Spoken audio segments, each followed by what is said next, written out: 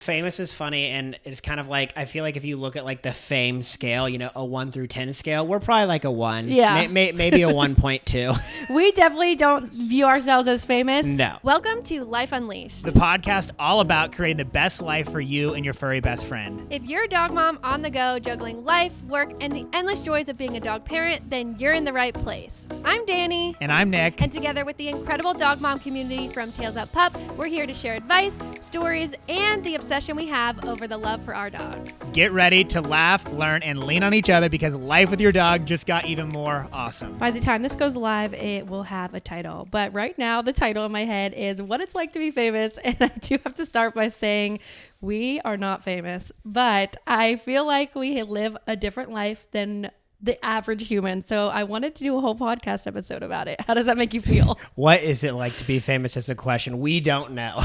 We don't know, but we can tell you what it's like to live our life. And it's very interesting because we are influencers, but we own a business. So we are kind of living two different aspects of our life. A lot of people on social media are like a single human being and they are an influencer and they're promoting other things, where we are our business, but we also are influencers in a way. So we kind of mash the two together, and there are not many people who do that. But I do want to say that this podcast episode idea actually came from my mom, because the other day on the phone, she was asking what soap Callan uses. And then it got me thinking, our life is not normal, so we need to talk about it. Why was your mom asking that?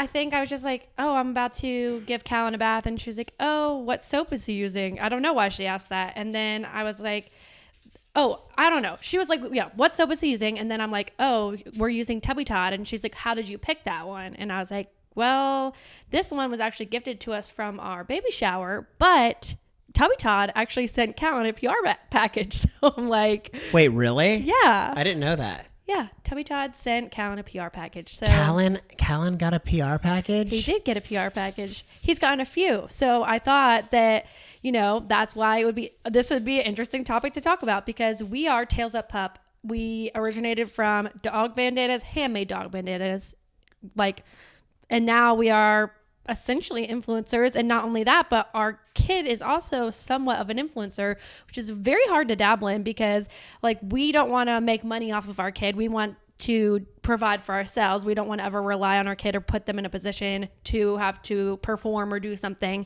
So he is just living his life, and occasionally we show a picture because he's cute.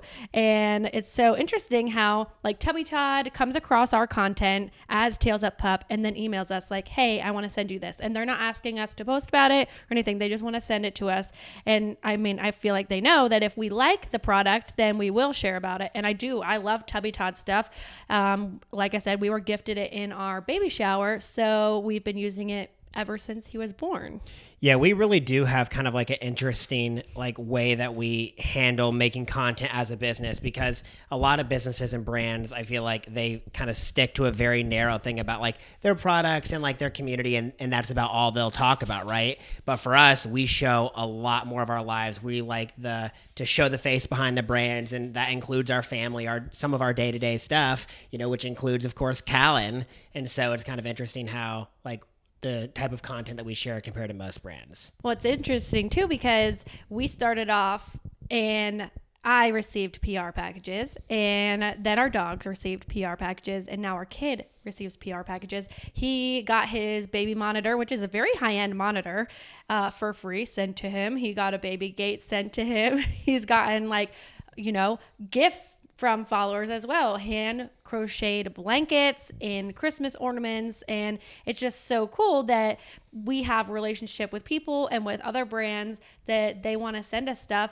And it's always interesting as, a human being, of me watching other influencers, how much stuff they get for free. So I always think it's interesting. So that's why I was like, let's talk about it.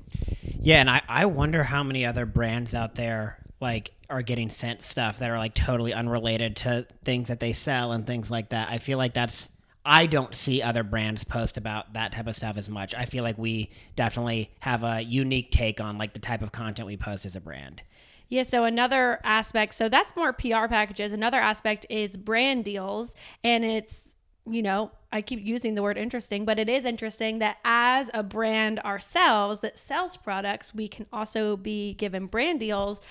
We haven't done a ton of paid brand deals because it's not something we have put a lot of effort into. When they come to us, we seek them out, but we haven't spent time seeking them out.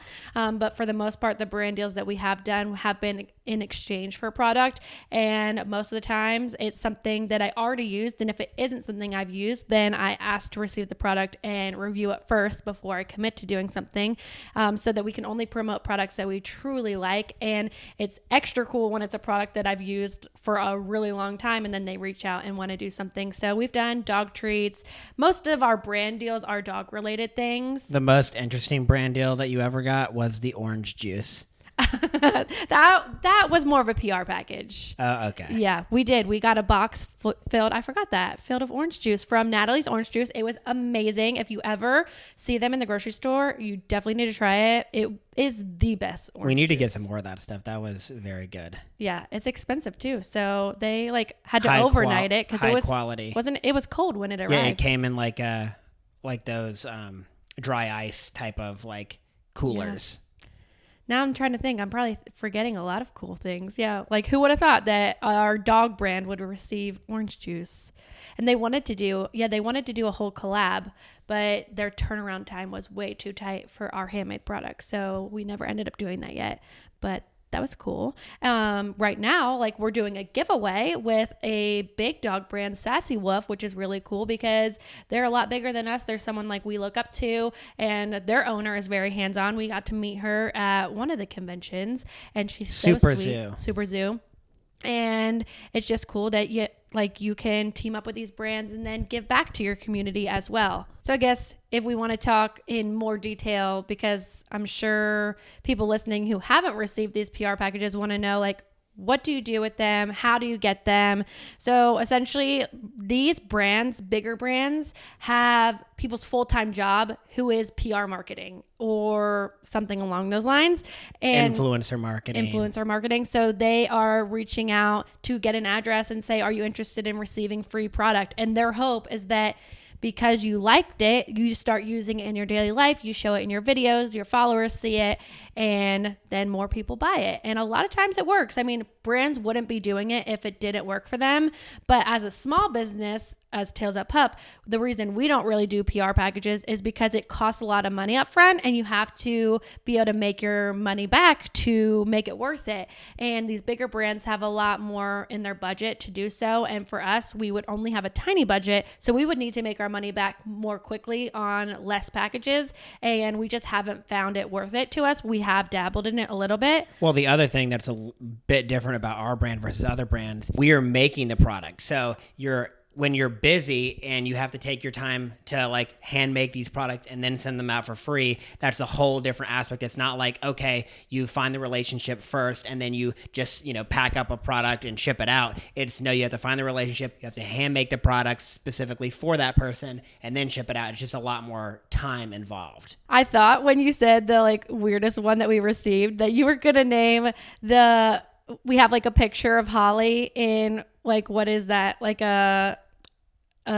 Old time, the picture of Holly. Oh, the Colonel. The Colonel, yeah. What was that company that did that? I forget the name of them. See, this is the downfall of PR packages. But this was 4 or 5 years ago. This is a long time ago. So the first thing we got from a similar brand, I don't think it was the same brand, it might have been, was a blanket with Gracie's face on it. And then so the next time we were we should do Holly. And so then we got a picture of Holly. So yeah, we've gotten some fun dog products. We also got a cooler with Gracie's face on it, filled with toys. Yeah, the one for Holly, you submit your photo and then they put I guess either using AI or an artist helps do it. And they dressed her up as a general or a colonel. And she has all the medals, but it's, it looks like it's going to be a person's face, but it's Holly's face on there. And it's just so cute. And more recently, our nursery for Callan went viral, got over 3 million views. That was really fun.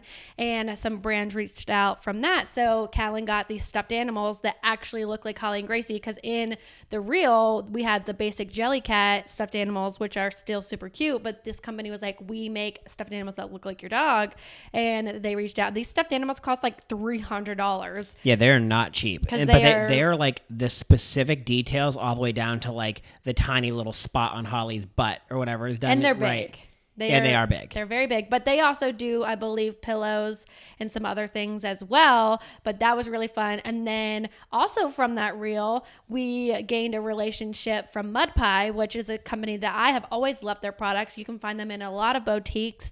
And they reached out and asked if we wanted to receive product in exchange for photos. So now we have this ongoing relationship with Mud Pie where we're not being paid for our time, which, but I love the product. So to me, it's worth it.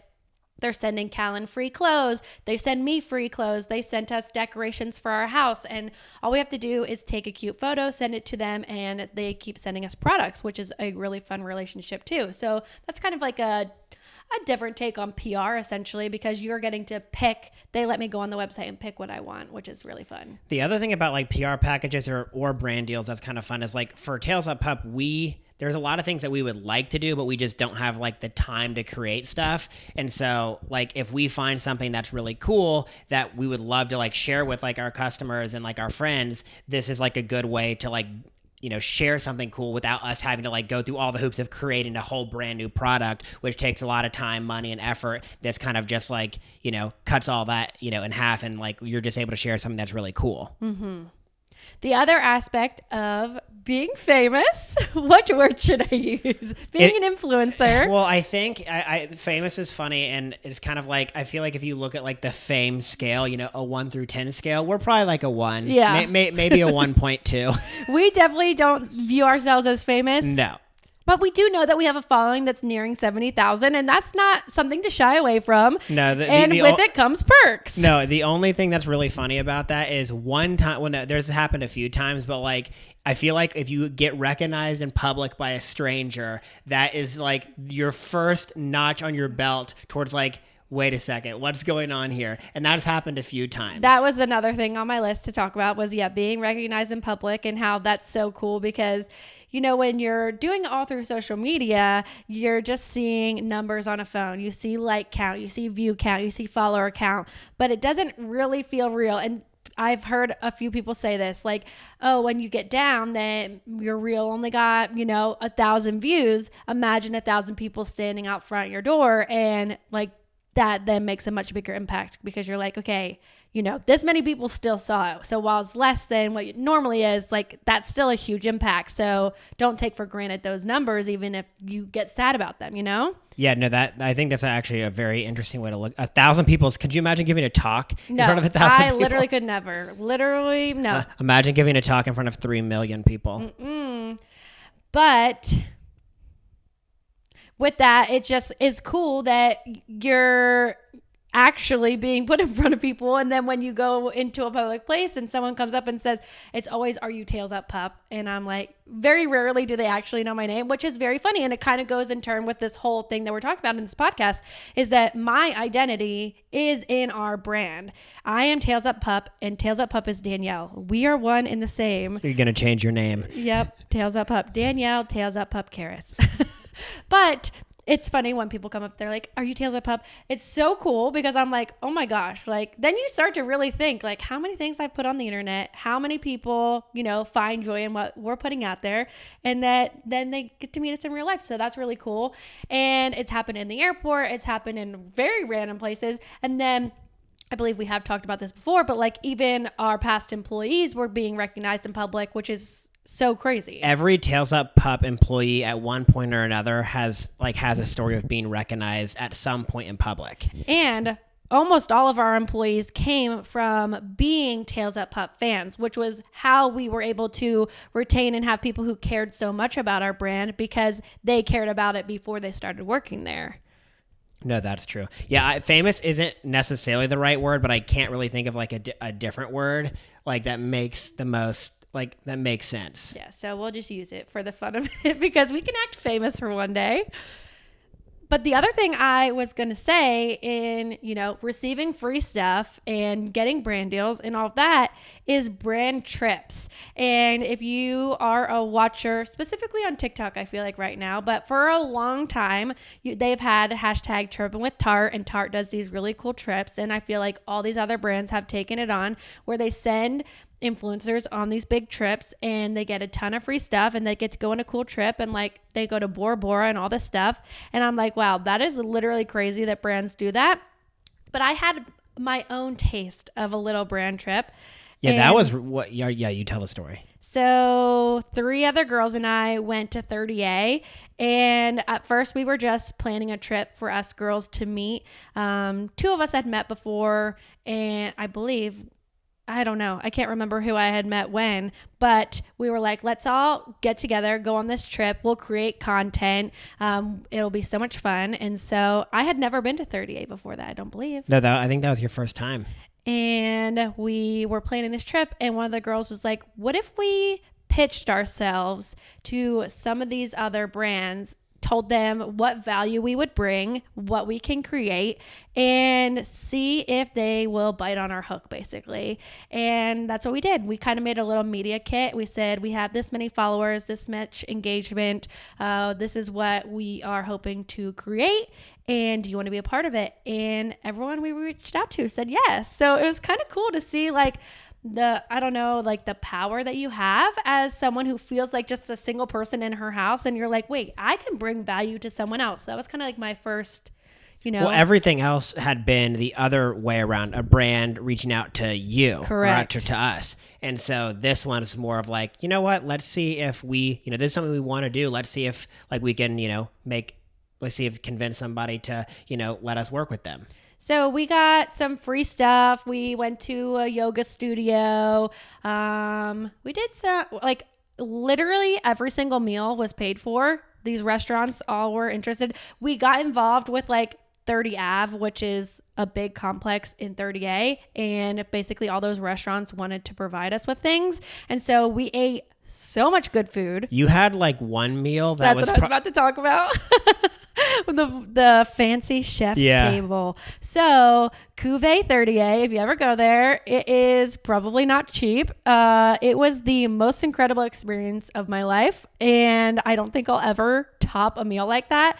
I was very sad Nick didn't go. If you are a new listener, Nick and I do not drink alcohol, and at that point it was pretty early on in my journey of like not drinking at all. And so I remember feeling uncomfortable because it was this whole big thing. So it's called the chef's table. Everything was paired with wine. Every single thing that they brought had a wine pairing or some type of alcohol. We actually started off the night in the wine cellar, and they had like meat and cheese board, and they were like giving us this whole wine tour and samples and stuff.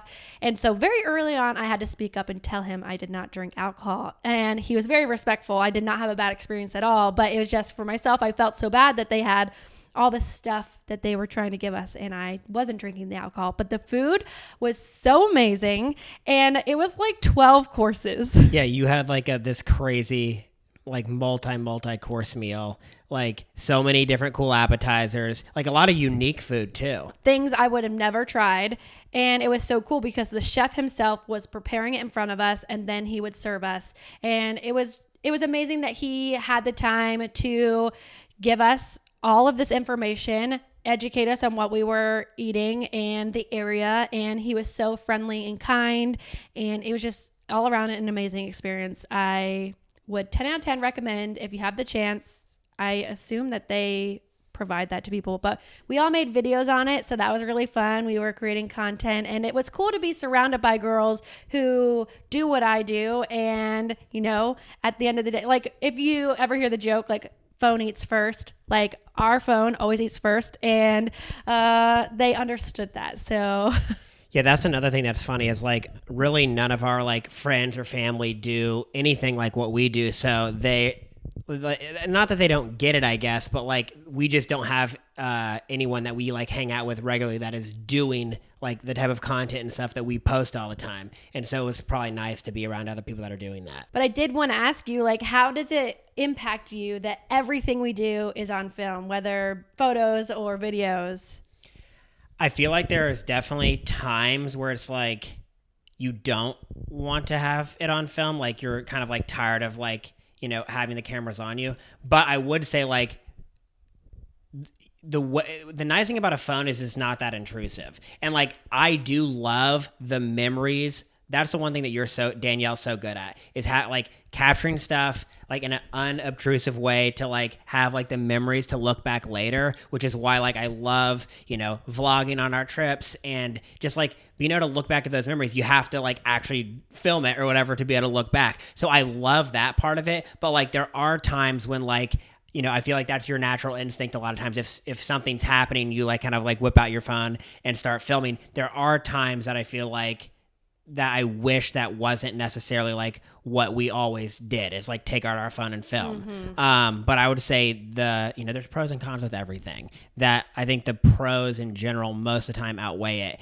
And I feel like, you know, over time, like we know when to take out the phone and when not to. I think we've gotten better at that. But like with anything, like it can feel like it's overdone sometimes. Yeah, and I think our families and friends feel that way too. For the most part, they're always like, I'm so glad that you took pictures because I wasn't thinking about it. I think a lot of people don't think about taking pictures and they're just living in the moment, which is a great thing. Like they don't need to be thinking about that. But then they're always like, thank you so much for taking these pictures because now we have them and I didn't think about it. Yeah, it's very difficult to like strike that balance of like living in the moment versus like capturing something. And I think that's like in everyday life, it's in traveling. Like I remember some of the trips that we took like years and years ago, even really before we were creating like tons of content posting out there. This mostly was just for us. But like there are times where I was like, you know what? I probably spent too much of the trip behind the camera and I wish I would have just enjoyed. But then there are other times where like I'm like, you know what? I'm not taking out my camera at all. And then at the end of the day or like, you know, a month later, I'm like, I kind of wish I had a picture from that day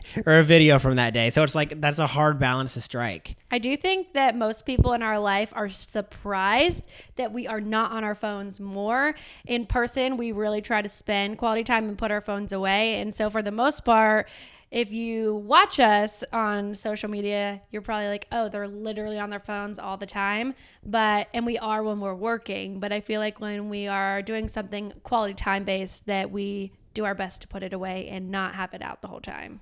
And I mean, now like with Callan and stuff, it's really tough as well. It's like when he's taking his first steps or when he's doing like a lot of these things, it's like you want to capture that on film, but at the same time, you want to be present in the moment when it's happening. Mm-hmm. And so like, I don't know, it's just really hard to like strike that. I feel like you just kind of gotta, you know, do in the moment what feels right. Sometimes filming is totally fine and feels right. Other times it's like, you know, if you're holding both of his hands, well, of course you're not gonna, you know, let go of one of his hands to grab a phone and film him, you know? Mm-hmm. I feel like it's tough. And I mean, we had the home videos when we were kids and like that never felt bad. But I feel like it, you know, there are times in those videos, like when you look back, you could tell like, you know, the kids or, you know, we were getting frustrated. It's like mom and dad put down the camera, you know? So I feel like there's a balance. One thing I was going to talk about, the way I was going to phrase it was that we are unique in this, but the more that I thought about it and I'm thinking about it right now is that probably that's not actually true. So what I was going to say is that we have a very interesting interaction with people because of what we do. So I feel like it's almost 50-50. 50% of the people look at our social media and they are impressed. They're amazed. They're like, wow, you've worked so hard. You grew this community. Like, this is really cool. But the other half are like, like, that's kind of lame, or like, I don't care, like, that's stupid.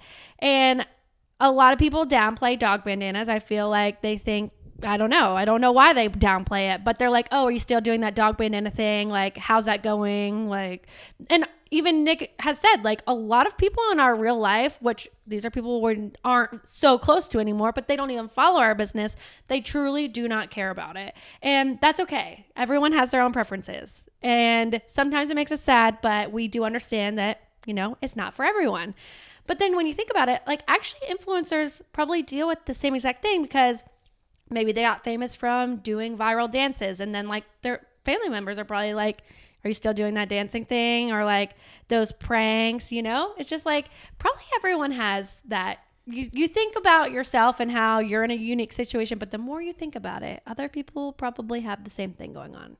Yeah, I mean, I feel like with anything like on social media and things like that, because it's still like a relatively new thing, when a lot of like, if like that's basically your job in some, form or fashion. And like for us, like that is, kind of where our community, comes together and things like that. A lot of people don't necessarily understand that, and they don't maybe see it as real work. They just don't get it. And so like if you don't understand that, then you're probably gonna kind of just be like, whatever, and not care. And that, like you said, that's totally fine. But like I feel like when you're talking like to certain people, like you want some, like when they ask you what you do or things like that, and you're trying to explain it to them, like you want them to kind of understand. If somebody's like, oh yeah, I work in medical sales, or I'm a doctor, or I'm a lawyer, like people understand what that automatically is. And like a lot of people don't, though. I still don't know what that means. I'm like, so what actually are you doing? I would love everyone to go up on a little soapbox and tell us exactly what they do for their job, so that we understand from 9 to 5, what are you doing? Because I don't know. Yeah, I think it's just a more unique out there thing. And, like you said, it seems like half the people are very interested in it. And like, like you'll have a good, cool, long conversation. The other half is like, they could care less. And that's totally fine. Yeah, I think it also has to go with personality. When we meet other business owners, whether they care about dogs, dog bandanas, handmade products, it doesn't matter. They care about the business aspect, which is really cool, because we can always talk for hours and hours with other business owners about the back end stuff, which is really interesting and fun to talk about. Yeah, I definitely find like business owners respect business owners. So like if you come across another one, literally you could say like the craziest job that like your business is, and like you're going to have like a cool conversation with another business owner.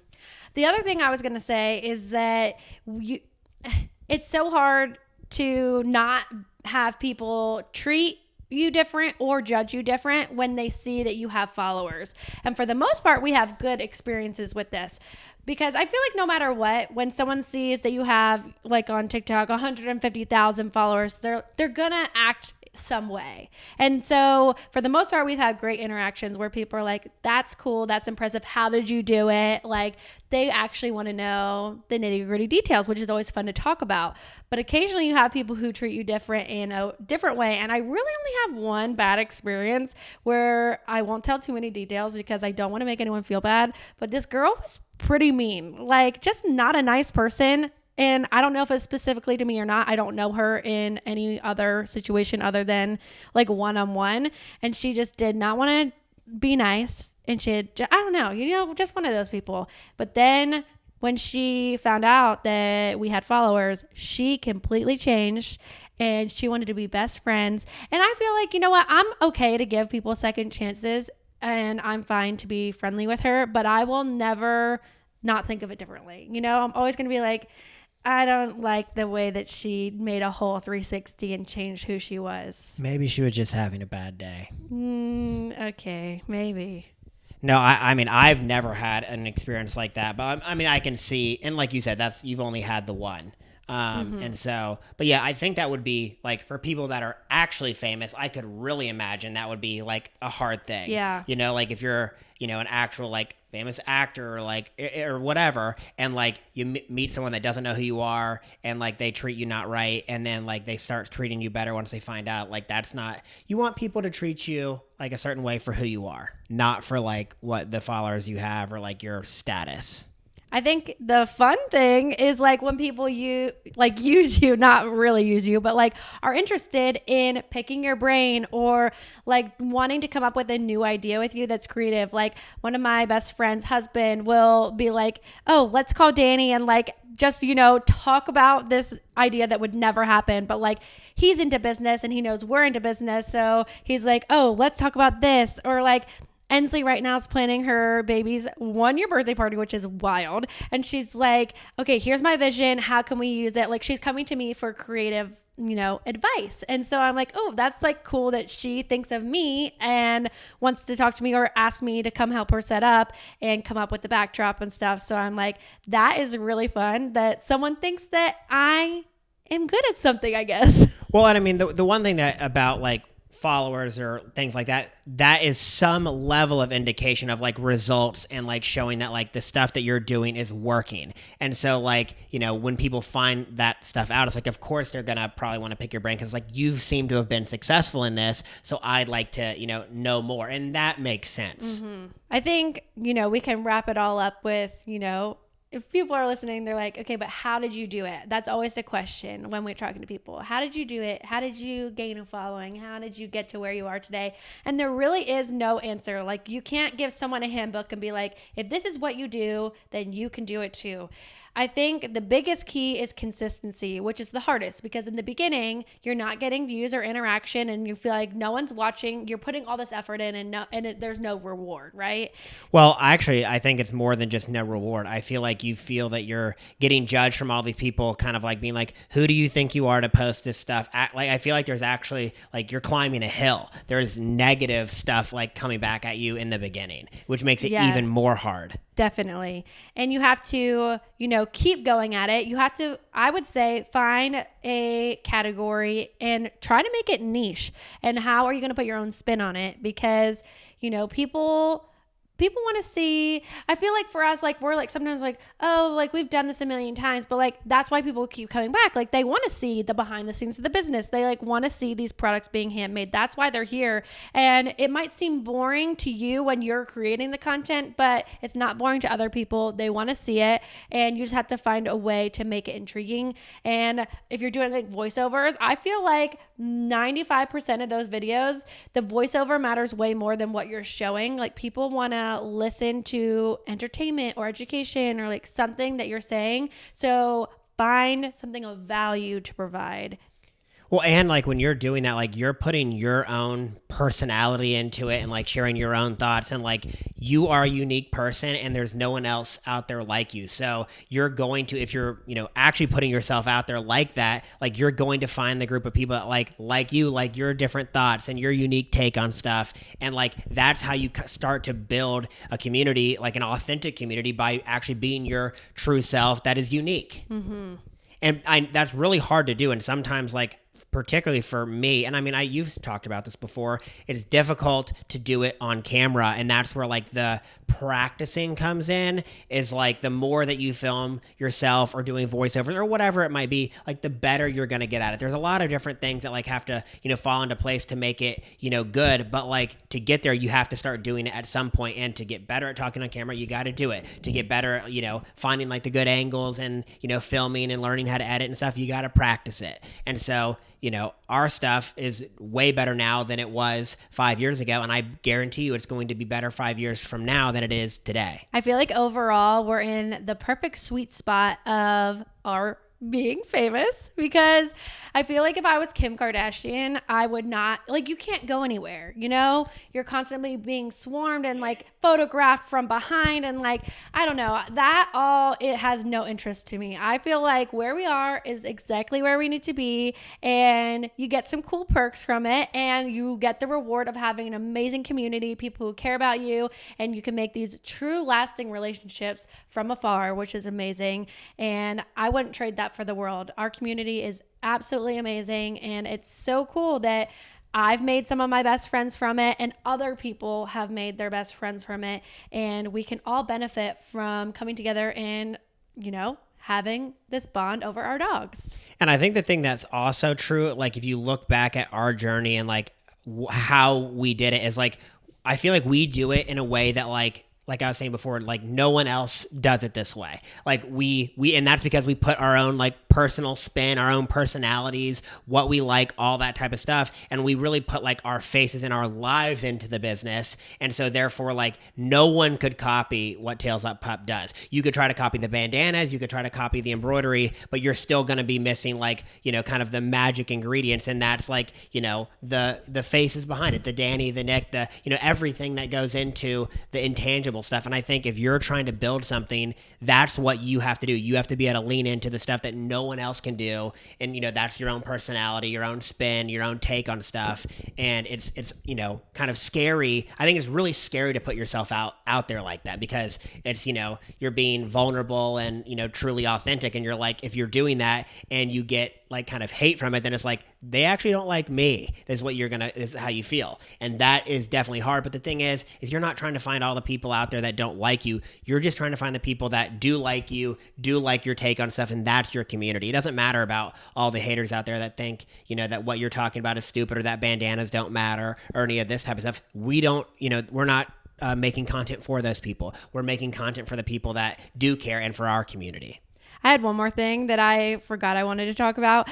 I'll just touch on it briefly, but it is that because I film myself every single day, most Sundays I don't, but for the most part, I am putting my face on camera and talking about things. We've added this question of the day.